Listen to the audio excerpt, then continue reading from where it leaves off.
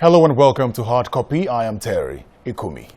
According to the National Center for Disease Control, 17,425 cases of disease outbreaks were recorded in the country between 2006 and 2018. The bulk of that was in the northern part of the country, and that figure only began to show significant increase from 2016 owing to the Boko Haram insurgency in the northeast. And also, according to the World Health Organization, as at 2016, one-third of more than 700 facilities of health in Borno State, northeast Nigeria, had been completely destroyed by Boko Haram insurgents. Much of the humanitarian aid is concentrated in Maiduguri, if you must know.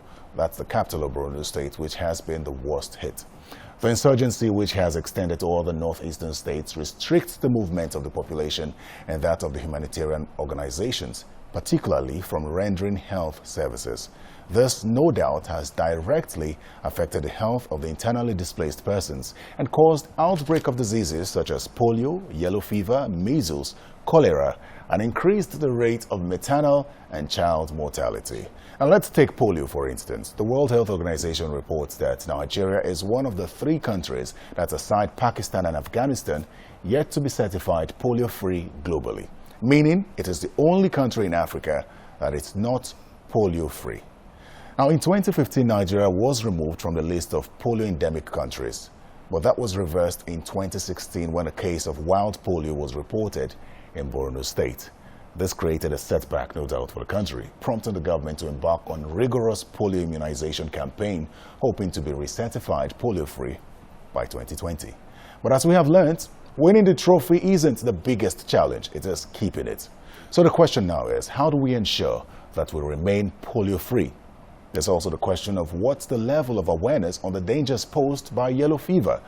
How can Nigeria achieve a cholera-free nation and maintain it? So many health-related questions. My guest is a 2-time Commissioner of Health for a state regarded as the headquarters of insurgency, Borno State. And he's also a member of the House of Representatives, Dr. Haruna Mshela. Doctor, welcome to Hard Copy. Thank you, Terry. I couldn't help but look back and realize that you were Commissioner of Health in Borno State as far back as 1994. You were there for 2 years, and then you became Commissioner again in 2015 to 2018. Looking back at your time as Commissioner in 94, when insurgency wasn't at this level, how do you compare that to between 2015 and 2018 when the full effect of insurgency has taken effect? Thank you very much. Yeah, I was Commissioner for Health between April 1994 to December 1996, which was just 3 years short of 3 months short of 3 years. At that time, things were totally different, as you know. We had peace. There was no issues. Primary health care was doing well because it was not long since Olukoye Ransamkuti left the scene. You know, during his time, he made a revolution in the primary healthcare sector, and the country was doing excellently well in the primary healthcare. And all we needed to do is to keep on doing what he had laid for us to follow. Unfortunately, things started going backwards, and the country did not lay much emphasis on primary healthcare, and most of the indices started going backwards, unfortunately. And my second coming in 2015 was at a time when, even before the insurgency, primary healthcare services had gone down, and with the insurgency, things went very, very bad indeed. When we look at 2015 to 2018, I'd like to know, as Commissioner of Health for a state like Borno State, clearly the worst hit, how were you able to, or were you even able to handle anything health-wise in that state? Well, in your introductory remarks, you did mention the fact that we were hard hit. Borno was the epicenter, and we lost over 250 health facilities across the state. Not only that, a lot of populations were trapped in areas that we could not reach them, and they were having a lot of issues. Now, I found myself faced with a slightly different challenge because we had so many internally displaced persons, most of whom were living in the host community, but up to 20 to 30% were in camps. So what we do was that I discovered that coordination was key because we had international sympathy. So many partners started coming in to help us. So I had to put on my thinking cap and quickly put in place Public Health Emergency Operations Center, which uses the incident management strategy, the kind of strategy that was used to eliminate Ebola in Nigeria when it came in through Liberia. And this system is a system whereby we have a facility that acts as a coordination center where all the working groups, starting from the disease surveillance and investigation team, they are a thematic group, they are the ones, they are at the front line. They normally go and check people who are liberated or go into the camps and the host community and check for diseases and investigate and then report back to us. And then we have another working group, we call them the treatment group. We have a rapid response team that go immediately to where we have discovered and confirmed outbreak of diseases or certain diseases becoming a bit more prevalent. They go there and start treating and then institute also preventive measures so that it does not spread and affect the general populace. And the prevention could be just treating somebody who could pass it on, or starting immunizations, or even giving mass chemoprophylaxis, like in malaria, for example. Now we have other working groups like the WASH. WASH simply means water, sanitation, and hygiene. Not just simple water, but potable drinking water and in a sustainable basis to the community, the camp, or wherever, so that people will not have waterborne diseases. Those groups are also coordinated in the center. We have Are those groups still active till today? They are still active till today. If they are as active as you say, why do we still have a case of difficult to reach areas? Well, the difficult to reach areas are areas where Boko Haram are still there and people are trapped. They are very small now, but around that 2016, 2017, a lot of people were released from captivity, like in the Zambeza area, in the Chad Basin area. They were trapped, and the Boko Haram people had instituted some kind of pseudo government around them. And by their name, they don't like Western education, so they wouldn't want people to come in and give them modern medicine. So when they are released, these people come out in terrible shape. They have not been having access to modern medicine, some upward of 4 years, some 3 years, some 2 years. Their children are not immunized, they are not well fed, and so we get all manner of things. And that was how we had wild polio virus in 2017, as you mentioned during your introductory comment. We were almost just 2-3 months away from polio certification when we suddenly had 4 cases, 1 from Goza, 1 from Jere, and 2 from Mangono. And these were all people who were released from captivity. Yeah. The NPHCDA did say that one of the problems, or one of the ways through which that polio came in was through the vaccine-derived polio virus type 2. Right. You see, we're talking about 2 things: the wild polio virus and the vaccine-derived polio virus. Now, the vaccine that we drop into the mouth of children to immunize them are actually polio viruses that have been attenuated. That is, their power has been reduced to the point that they are unlikely to cause disease, but they will trigger the body to develop defense against infection. That is the vaccine. Now, when you give this vaccine, particularly to children that are malnourished, their body cannot handle the attenuated virus, and they can pass it from their feces, and that can be detected in the environment where we normally check for wild polio virus. That one is called vaccine-derived polio virus, and that does not actually take us back as if we still have wild polio virus, because we know the source of the virus is the vaccines. So since that August 2017 to date, we've not had wild polio virus yet, but we've had some few cases of vaccine-derived polio virus. So what are we doing to curb both of them? Good. Now, there are different strategies. Whenever the vaccine-derived polio virus are found, we quickly cordon out the area, we check for more cases, and then there is another form of immunization which is given by injection. All right? So that one is done, and then followed up by the normal polio virus. And like I said earlier on, usually children that pass out the vaccine-derived viruses are children that are not healthy to start with. So, you know, this health intervention that we do is multi-pronged. It's not just immunizing them, but the nutrition people are also there. They go into the community, screen for malnourished children, and give them food supplements. And those that need to be even admitted to hospital for just feeding, we admit them and feed them so that their body will be strong enough to build resistance against the vaccine virus. Okay? So the public health EOC, like I said earlier on, which was the strategy we adopted to try and curb the outbreaks and so many problems as a result of the insurgency.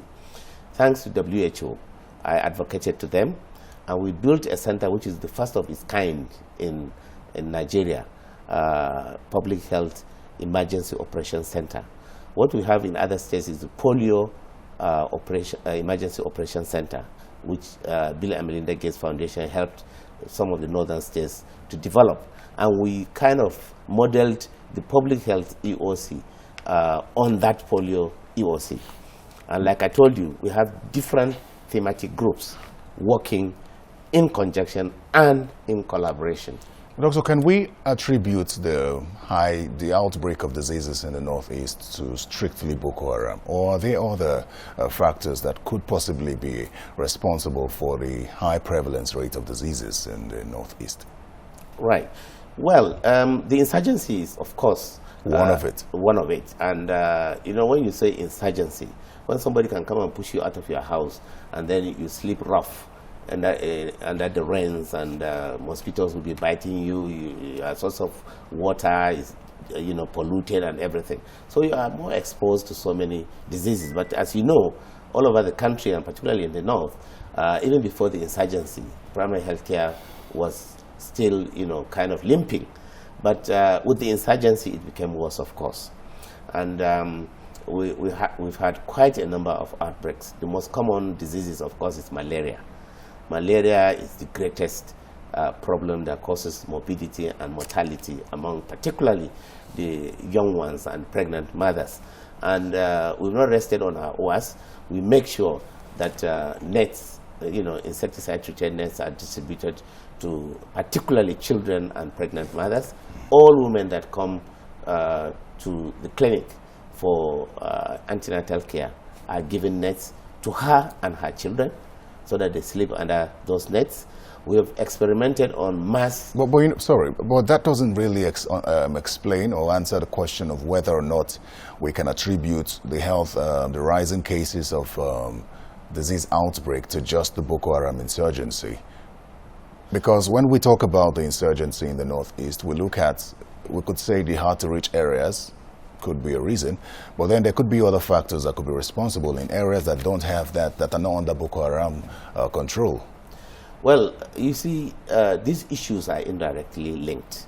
You know, when the Boko Haram struck, and you have about almost 2 million people displaced, either into the camps or into the host community, most of the host communities themselves are living on the margins. And if you have 8 children and you have about 20 other people coming to live with you, and you have no extra source of income, that puts stress on the family, and malnutrition sets in. And when you are malnourished, indirectly you can catch diseases easily. Secondly, the living conditions in the camps is far from ideal. You know, they are in temporary shelters, and they are exposed to all the environmental factors that can lead to diseases. You know, and we have groups, we call them psychosocial working group, They cancel these people, they talk to them, they try to tell them that it's a temporary thing. Well, they are trained to sort of cancel these people. I think we'll come to the training, because I understand that there's a need for local engagement Sure. to help, tackle some of these things. We'll take a break and we'll be right back.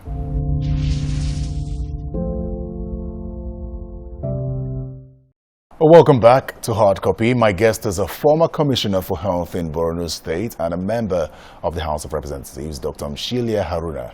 And we're looking at the health challenge in the Northeast. Now, Doctor, let's look at curbing some of these diseases. Sure. The WHO says for that to be effective, especially in those areas that are hard to reach, healthcare providers, cannot be everywhere at the same time. So there's a need for them to engage, identify and train some of those local health workers so that they could easily identify ailments and report immediately to them for prompt help. How has that been carried out so far? Well, it is a strategy we've been using for almost 5 years. We call them hard-to-reach teams. And most of them are retired health workers who live in those areas that are engaged with the WHO and sometimes the state government. And these teams go to these hard-to-reach areas, and they are usually a complement of nurses, community health workers, and so on. They go into these areas fully kit with drugs and everything, and they try to kind of give some services to where it is necessary. And when I say services, it's not just treating patients. They counsel them as well, and they try to educate them, which is terribly important, on basic behavioral things that they would do so that they don't harm themselves.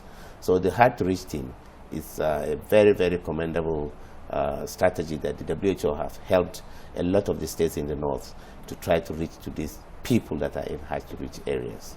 Let's go to one of the excerpts from one of the internally displaced persons, Hawa from Muna Garage of Maiduguri, Borno State. She says, that was when there was an outbreak of cholera in 2017, which affected thousands of IDPs. Now, here's what she said. Why didn't you educate us before cholera hit us last year? My mother could have survived if we only knew what we know now, or knew the immediate steps to take in the event of someone having diarrhea in the household, including how to prepare the salt-sugar solution. What this basically is talking about is education. Immediate care is something that's probably lacking in the IDP camps, or possibly in the Northeast generally. Well, what a good question. Actually, that Muna Garage is an informal camp that took off by people just coming and finding space and then just settling, and then eventually, in fact, I was the one that convinced the governor to go there, and eventually he accepted that they should become a formalized camp. When the first case of cholera was reported in that camp, I was in Abuja in a meeting, and immediately I was told, I flew into Maiduguri the following day and went straight to the camp, and within 36 hours we were able to establish a treatment center immediately with 60 beds to start treating them. And when we say treatment center, it's not just bringing people that have cholera and treating them. We also have house-to-house people going house-to-house, checking people that have diarrhea and vomiting, evacuating them, disinfecting their houses, providing potable water to the different parts of the camp so that they don't drink from the polluted water that gave them the cholera in the first place, disinfecting all the water sources that they were drinking from before. And then, like she said, the health education that she got was as a result of what we did. People going from house to house educating them, and then we calling all the religious and traditional leaders in those communities and teaching them. Because in a conservative society like Maiduguri, if you want to reach the common person, the easiest way is to get their religious leaders and their traditional leaders. Within 2 days, everybody would have heard of what is going on. There is a group. Their main work is communication and health education. They go into the community. We have town criers, and then we assemble in front of either the district head or the village head, and we educate them, and we do demonstrations to show them how to use the things that we are introducing into the community. The water sources that we are providing to them, we tell them. and then how to even disinfect your own water source by using the common chlorine. We do that to all of them. And that camp, within, I think, 14 days, we were able to, completely eradicate the cholera in that camp. But we started getting cases in other places, because the population is dynamic. Somebody can move from this camp and go to another part of the town and spread the disease.